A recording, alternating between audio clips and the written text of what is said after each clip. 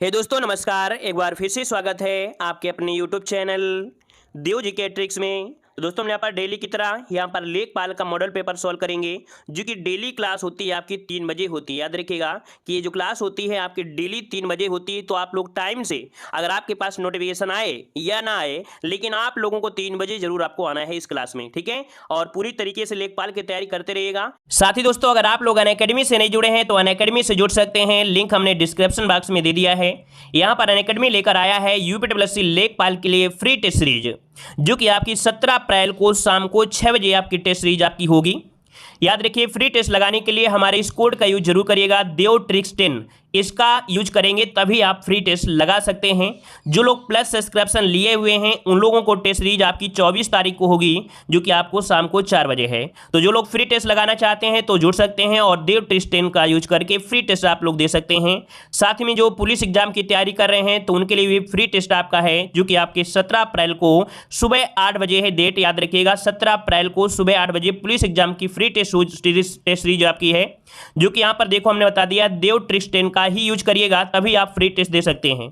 जो लोग plus subscription है उन लोगों के लिए 24 अप्रैल को है, जो कि सुबह 8 बजे है। और जो लोग यहाँ पर यूपीपीएससी प्रीलिम्स की तैयारी कर रहे हैं तो जीएस पेपर फर्स्ट की जो टेस्ट सीरीज है, फ्री टेस्ट सीरीज आपके 17 अप्रैल को सुबह 10 बजे आपका है। और इस टेस्ट सीरीज से अगर आप ज्वाइन होते हैं और आप लोग रैंक फर्स्ट लेकर आते हैं तो 100% स्कॉलरशिप 1 ईयर के लिए प्लस सब्सक्रिप्शन आपको यहाँ पर दिया जा रहा है। और एक टेस्ट मतलब कह सकते हैं कि फर्स्ट रैंक से लेके 25 रैंक तक भी लेके आते हैं तो भी आपको अलग अलग परसेंटेज में आपको यहाँ पर फायदा मिलने वाला है। तो इस टेस्ट सीरीज से आप लोग जरूर जुड़िएगा, लेकिन हमने बता दिया है इस कोड का यूज जरूर करिएगा, देव ट्रिक्स 10 का यूज करके ही आप लोग फ्री टेस्ट दे सकते हैं। देख सकते हैं कि इंडिया का लार्जेस्ट लर्निंग प्लेटफॉर्म है और इस ऐप को डाउनलोड करने के लिए लिंक हमने डिस्क्रिप्शन बॉक्स में दे दिया है।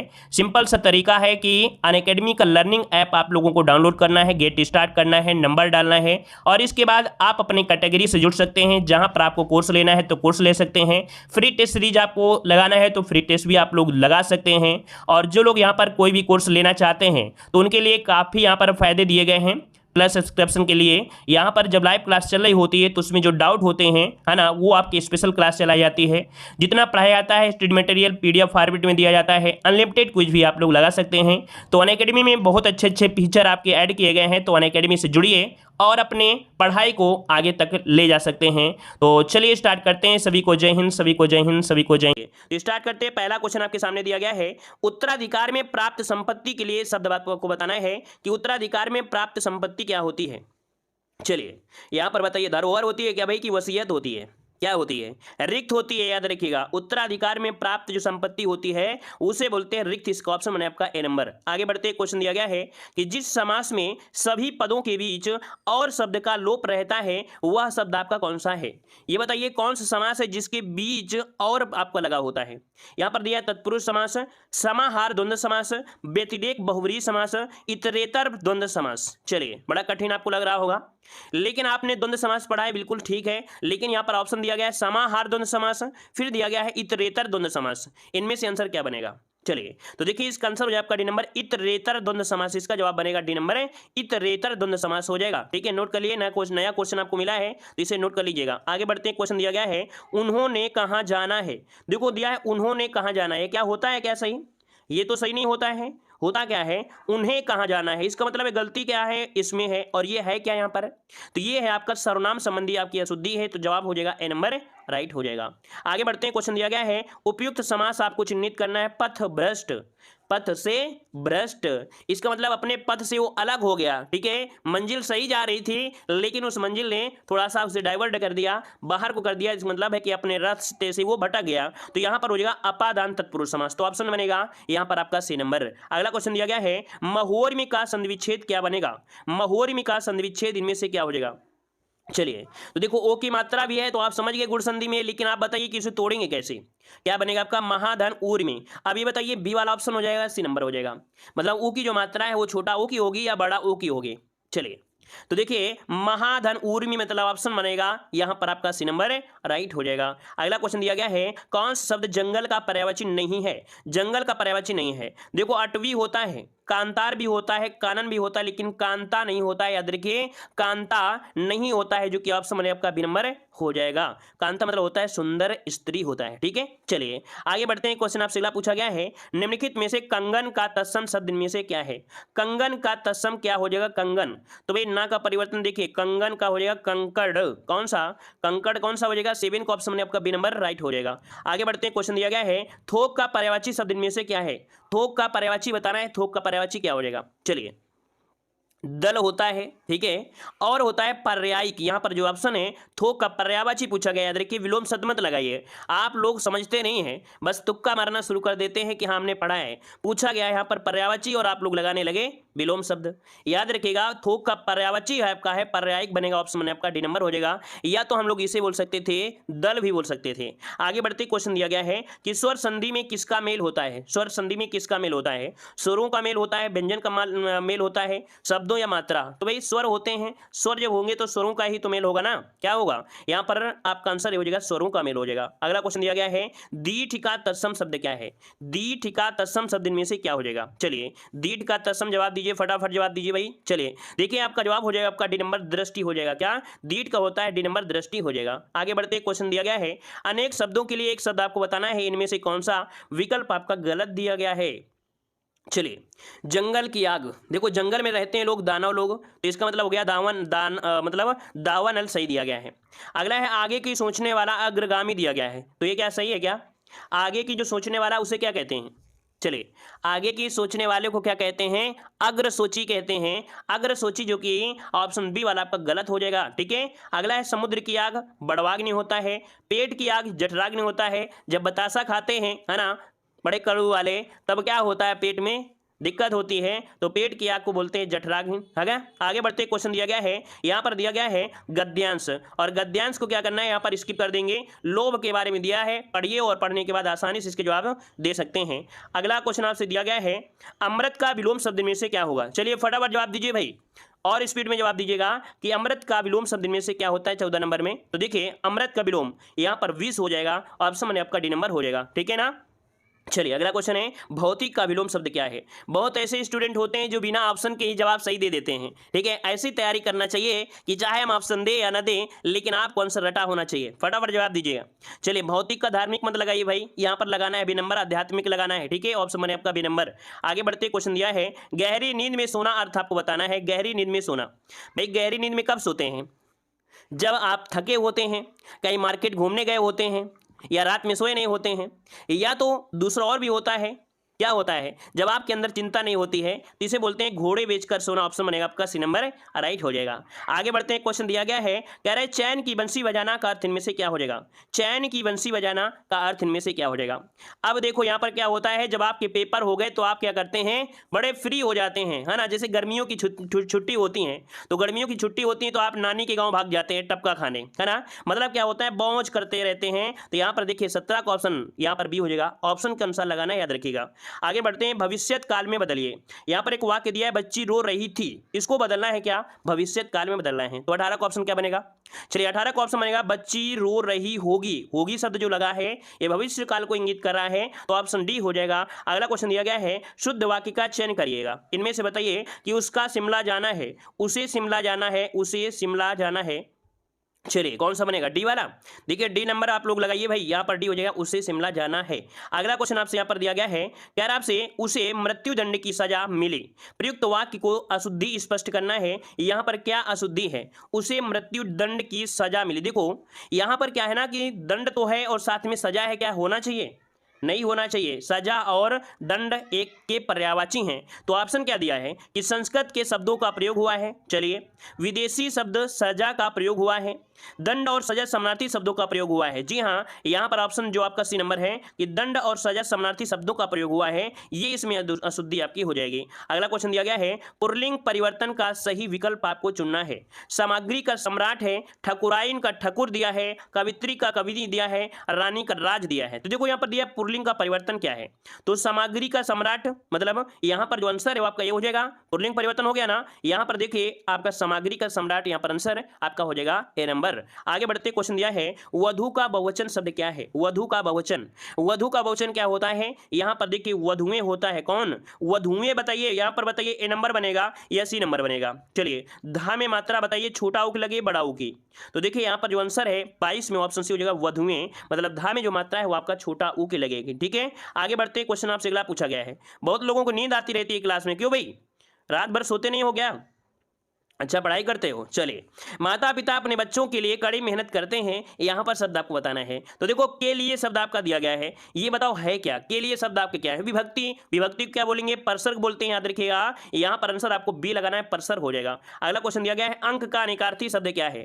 अंक देखो आपको मिलते भी हैं, अंक मतलब गोद भी होता है, अंक मतलब संख्या भी होता है, अंक मतलब नाटक का एक अंग भी होता है, अध्याय भी होता है, संख्या भी होती है। मतलब यहाँ पर देखिए आपका जवाब कौन सा बनेगा? डी नंबर है, राइट हो जाएगा। अगला क्वेश्चन दिया गया है किस शब्द की वर्तनी शुद्ध दी गई है? यहाँ पर पृष्ठ, पृष्ठ नहीं होता पृष्ठ होता है, मतलब पहला ऑप्शन तो आपको भाई गलत दिया गया है। पर्याप्त में देखो पा में देखो प्रा है, तो प्रा नहीं होना चाहिए क्योंकि पा में पा सिर्फ नॉर्मल होता है।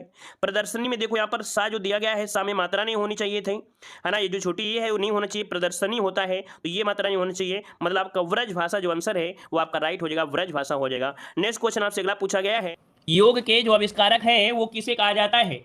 चलिए 51 नंबर में, चलिए यहाँ पर देखिए पतंजलि, ऑप्शन बनेगा आपका सी नंबर। अब ये बाबा रामदेव वाले पतंजलि मत लगा दीजिएगा, है ना। ये है आपके शुंगकालीन थे, शुंगकालीन थे एक विद्वान, एक दार्शनिक, जिन्होंने योग पर पतंजलि योग नामक एक पुस्तक भी लिखी थी। तो योग का सूत्र जो वाक्य रहा था वो था योगस्य चित्तवृत्ति निरोधा। तो इसमें ऑप्शन बनेगा, यहाँ पर आंसर हो जाएगा आपका सी नंबर हो जाएगा। आगे बढ़ते हैं, क्वेश्चन दिया है मीनाक्षी मंदिर कहाँ अवस्थित है? मीनाक्षी मंदिर कहाँ अवस्थित है, इसका ऑप्शन को लॉक करिएगा। चलिए मीनाक्षी मंदिर ऑप्शन आ रहा है सी नंबर मदुरै, है ना। कहां पर बनेगा? यहां पर बनेगा ऑप्शन सी मदुरै हो जाएगा, मदुरै, जो कि आपके कहां पड़ता है? आपके तमिलनाडु में पड़ता है, तमिलनाडु में मदुरै पड़ता है। आगे बढ़ते हैं, क्वेश्चन दिया है श्रीमद् भगवत गीता मौलिक रूप से किस भाषा में लिखी गई थी? मतलब जो भगवत गीता है ना, मतलब श्रीमद् भगवत गीता मौलिक रूप में जो लिखी गई थी किस भाषा में लिखी गई थी? यहाँ पर आपको बताना है आपका 53 नंबर का राइट आंसर। देखिए ऑप्शन हो जाएगा ए नंबर संस्कृत भाषा में। क्या? तो आपकी लिखी गई थी संस्कृत भाषा में, आपकी लिखी गई थी, याद रखिएगा, भीष्म पर्व से संग्रहित की गई थी। किससे? भीष्म पर्व से संग्रहित की गई थी। इसमें कुल 18 अध्याय हैं। कितना? कुल 18 अध्याय है और संस्कृत भाषा में लिखी गई है, याद रखिएगा। हाँ, विश्व में अनेक आपके भाषाओं में इसका अनुवाद हो चुका है। इसका जो अनुवाद है वो विश्व में बहुत ऐसी भाषाओं में इसका अनुवाद किया जा चुका है। अगला क्वेश्चन दिया है 1906 में मुस्लिम लीग की स्थापना हुई थी। मुस्लिम लीग की जो स्थापना हुई थी कहाँ हुई थी? तो जिसका आंसर आ रहा है डी नंबर ढाका, तो राइट आंसर हो जाएगा ढाका, इसका आंसर हो जाएगा। ठीक है ना। सलीमुल्लाह का नाम सुना होगा, सलीमुल्लाह के नेतृत्व में 30 दिसंबर 1906 को ढाके में आयोजित की गई थी। आगे बढ़ते हैं, क्वेश्चन दिया है भारत के प्रथम और अंतिम भारतीय गवर्नर जनरल कौन थे? सभी लोग साथी जवाब देंगे भाई, जितने लोग जुड़े हैं सभी लोग प्रयास करिए कि जवाब देने का। ठीक है, जवाब देने का सभी लोग प्रयास करेंगे। चलिए यहाँ पर बताइए भारत के प्रथम और अंतिम भारतीय गवर्नर जनरल इनमें से कौन बनेंगे? तो यहाँ पर हो जाएगा सी राजगोपालाचारी, क्योंकि यहाँ पर आपसे बोल दिया है भारतीय, और जब भारतीय दे दिया है तो आंसर क्या देना है? ए नंबर आपको देना है। यहाँ पर ए नंबर, सॉरी माफ करिएगा, सी नंबर देना है, सी राजगोपाली, सी नंबर हो जाएगा, सी नंबर।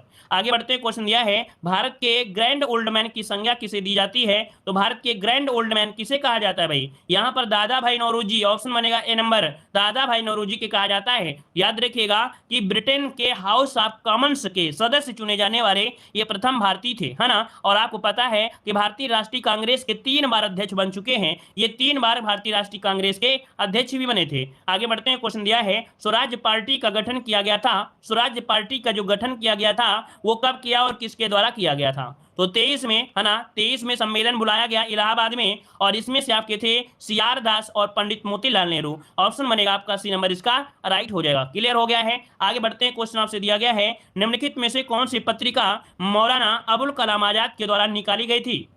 चलिए मौलाना अबुल कलाम के आजाद के द्वारा निकाली गई पत्रिका पूछा गया है। यहाँ पर आंसर राइट क्या हो जाएगा? चलिए डी नंबर दे रहे हैं कुछ लोग, यहाँ पर आंसर दे रहे हैं ए नंबर। ये थी आपकी ए नंबर अल हिलाल। क्या थी भाई? मौलाना अबुल कलाम आजाद ने 2 समाचार पत्र कलकत्ता से उर्दू से निकाले थे, मतलब कलकत्ता में उर्दू से निकाले थे।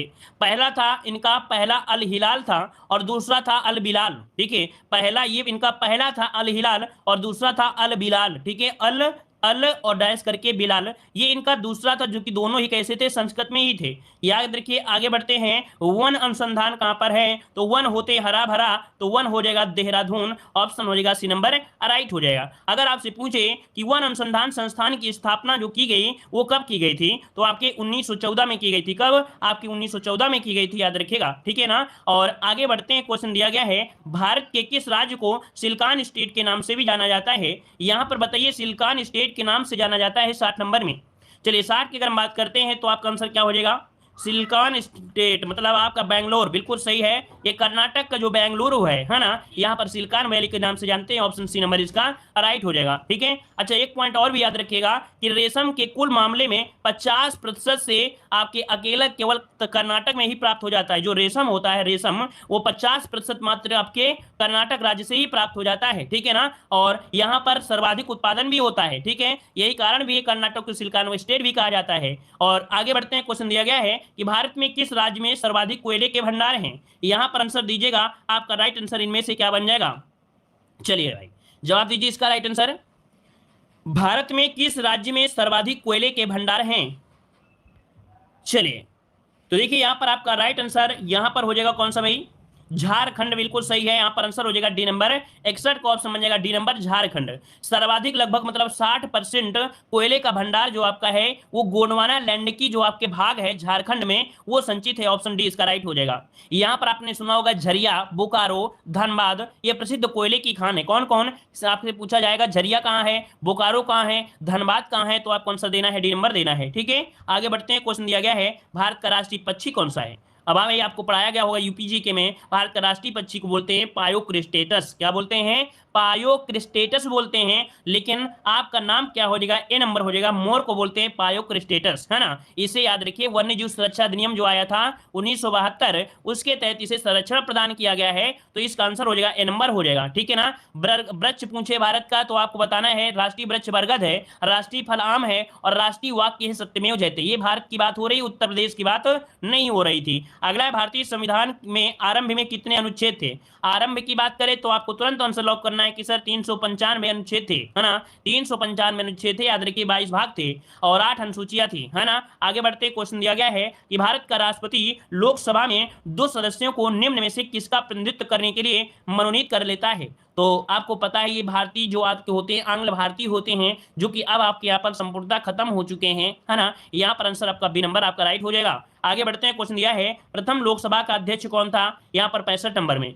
तो प्रथम लोकसभा का अध्यक्ष अगर आपसे पूछे तो सबसे पहले आपके पॉइंट में ये आना चाहिए कि पहली लोकसभा कब हुई थी। तो याद रखिए, प्रथम लोकसभा का जो गठन हुआ था वो 6 मई, कब? 6 मई 1952 को हुआ था प्रथम लोकसभा का गठन। और प्रथम लोकसभा अध्यक्ष बनाए गए थे जीवी मावलंकर, ऑप्शन आपका डी हो जाएगा, जीवी मावलंकर, है ना। उपाध्यक्ष कौन थे? उपाध्यक्ष थे अनंत शयनम थे उपाध्यक्ष, क्लियर है। और अगर पूछे कि यहाँ पर महिलाओं में, तो आपका सुमित्रा महाजन को जानते ही हो महिलाओं में।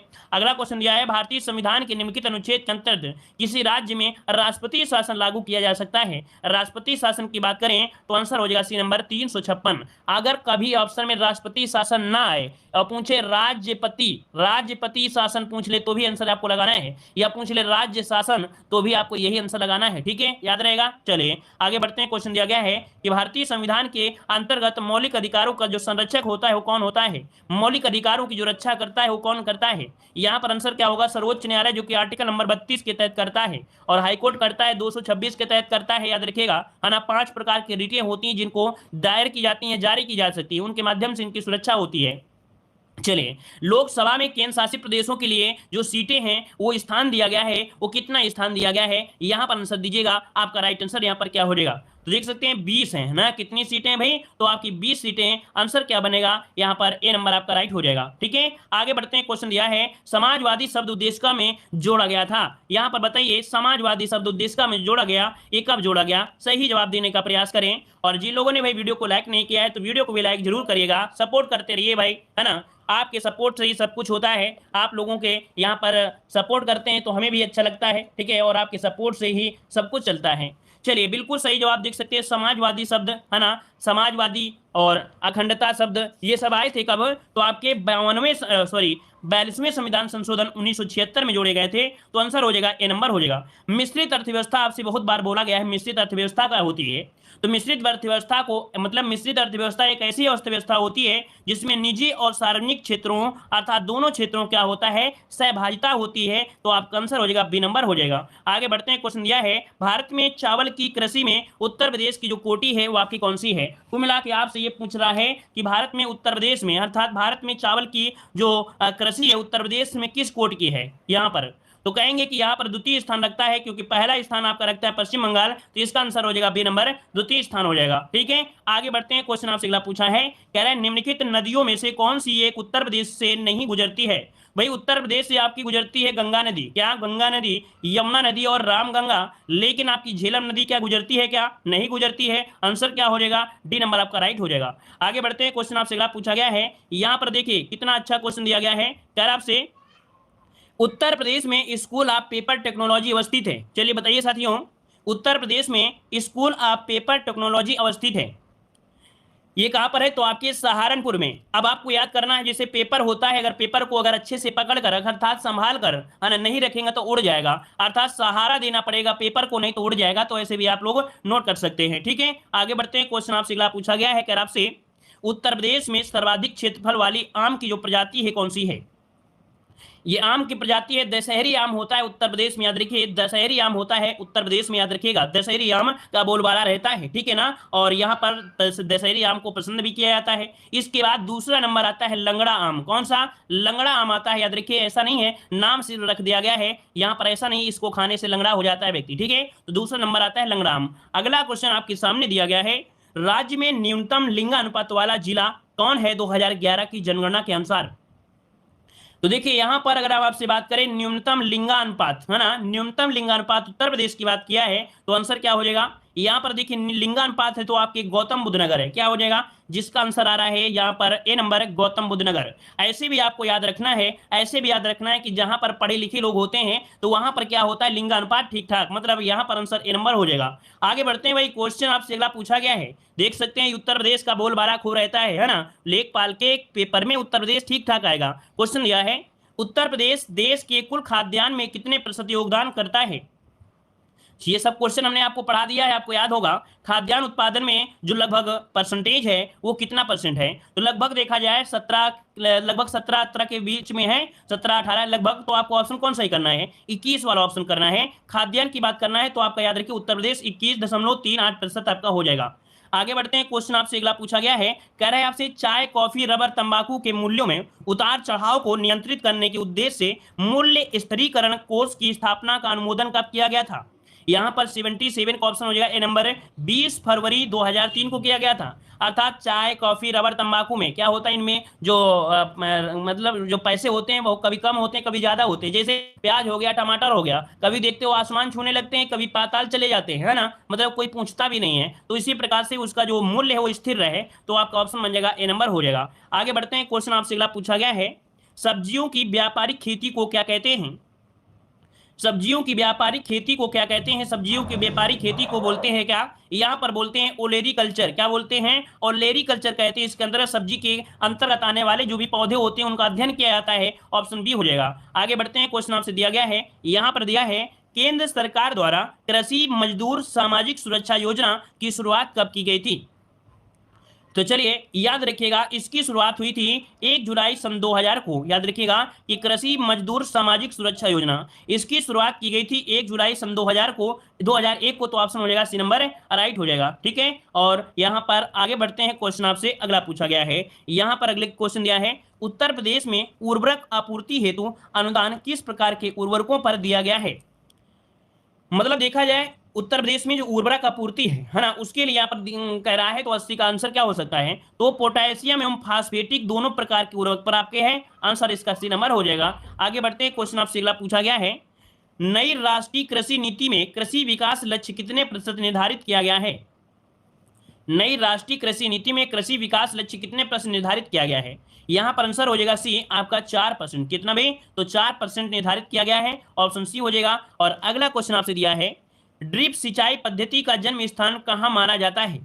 तो देखिए 82 नंबर इनमें से राइट आंसर क्या हो सकता है? इजराइल। याद रखें ये कहां पर, तो आपका इजराइल माना जाता है। 82 का ऑप्शन बी हो जाएगा इजराइल। ठीक है, याद रहेगा। और आज तो देखा जाए दुनिया में बहुत जगह किया जा रहा है। अगला क्वेश्चन आपसे दिया गया है कि भारत में न्यूनतम समर्थन कीमतें सरकार द्वारा वर्ष में कितनी बार घोषित की जाती हैं? कोई भी जैसे आपकी होती हैं, उनका जो एमएसपी होता है वो साल में कितनी बार घोषित किया जाता है? तो कह सकते हैं साल में 2 बार होता है। क्या 2 फसली होता है तो 2 बार किया जाता है। ऑप्शन बनेगा यहाँ पर आपका बी नंबर। आगे बढ़ते हैं, क्वेश्चन आपसे अगला पूछा गया है, कह रहे विकास खंड का सबसे बड़ा अधिकारी कौन होता है? चलिए बताइएगा, विकास खंड का सबसे बड़ा अधिकारी कौन होता है?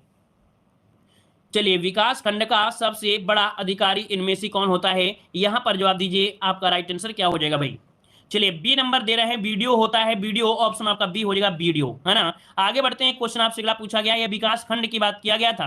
अगला क्वेश्चन आपसे दिया गया है, यहां पर देखिए क्वेश्चन है कि प्रधानमंत्री ग्रामोदय योजना में सम्मिलित नहीं है। यहां पर बताइएगा कि प्रधानमंत्री ग्रामोदय योजना में सम्मिलित नहीं है, तो यहां पर आंसर आपका राइट क्या हो जाएगा? यहाँ पर देखिए 85 नंबर में, तो भाई देखिए यहाँ पर बेसिक शिक्षा भी है, पोषाहार है, पेयजल भी है, स्वास्थ्य भी है, सड़कें और आवास, लेकिन लघु उद्योग इसमें से आपका नहीं है। लघु उद्योग इसमें से नहीं है, याद रखिएगा। ठीक है ना, क्लियर है। चलिए आगे बढ़ते हैं, क्वेश्चन आपसे अगला पूछा गया है, यहाँ पर दिया राष्ट्रीय विकास परिषद योजना प्रक्रिया से जुड़े एक निदान हेतु केंद्र की स्थापना की गई सरकार द्वारा कब की गई थी? राष्ट्रीय विकास परिषद योजना प्रक्रिया से जुड़े एक निकाय हेतु की गई स्थापना केंद्र सरकार द्वारा कब की गई थी? यहां पर आंसर क्या हो जाएगा? तो 1952 में। देखो कितनी बार हमने आपको बताया है कि राष्ट्रीय विकास परिषद जैसे भी आता है तो आंसर आपको लगाना है 1952 यहाँ पर 52 लगाना है, याद रखिएगा। ठीक है, आगे बढ़ते हैं, क्वेश्चन आपसे दिया है कि ग्रामीण क्षेत्रों में पशुओं में खुरपका मुंहपका रोग फैलता है। तो ये जो खुरपका मुंहपका जो रोग होता है ये कैसे होता है, किसके द्वारा होता है? तो देखिए आपका राइट आंसर यहाँ पर 87 नंबर में, 87 नंबर में कुछ लोगों ने जवाब दिया भी है। तो देखो, खुर तथा मुंह में छाले घावों का होना, पशु का खाना पीना चलना आदि का कठिन होना, पशु का निरंतर दुर्बल होते जाना, अर्थात ये सभी लक्षण होते हैं जो आपके खुरपका मुंहपका जैसे आपके रोग के कारण हो जाते हैं। तो ऑप्शन क्या हो जाएगा? यहाँ हो जाएगा आपका डी नंबर, आपका राइट हो जाएगा। ठीक है ना, क्लियर हो गया इतना पॉइंट। आगे बढ़ते हैं, क्वेश्चन दिया गया है, उत्तर प्रदेश सरकार ने राज्य में नई राष्ट्रीय कृषि योजना किस वर्ष से लागू किया है? उत्तर प्रदेश में नई कृषि योजना आपसे पूछा गया है, तो इसका राइट आंसर क्या हो जाएगा? तो देखिए आपका 88 नंबर में, और 88 का ऑप्शन हो जाएगा ए नंबर 1999 और सन 2000, अर्थात ए नंबर इसका राइट हो जाएगा। आगे बढ़ते हैं, क्वेश्चन आपसे दिया गया है, कह रहा है आपसे अगला क्वेश्चन।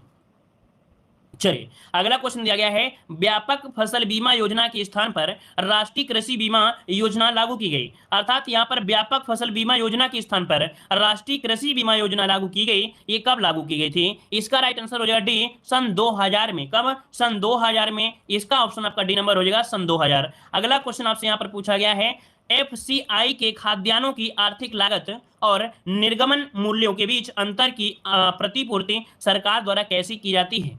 तो चलिए यहाँ पर 90 नंबर का जवाब देना है। तो ये होता है खाद्य अनुदान द्वारा। किसके द्वारा? खाद्य अनुदान, जिसका ऑप्शन है बी नंबर। तो याद रखिए खाद्य अनुदान द्वारा ये आपके आर्थिक लागत और निर्गमन मूल्य के बीच अंतर की प्रतिपूर्ति सरकार करती है, खाद्य अनुदान द्वारा। ऑप्शन बनेगा बी नंबर। आगे बढ़ते हैं, क्वेश्चन आपसे अगला पूछा गया है। देखिए अगला क्वेश्चन आपके सामने दिया है, आपको जवाब देना है। यहाँ पर आंसर आपका राइट क्या हो जाएगा? मीट्रिक जरीब में कड़ियों की संख्या कितनी होती है?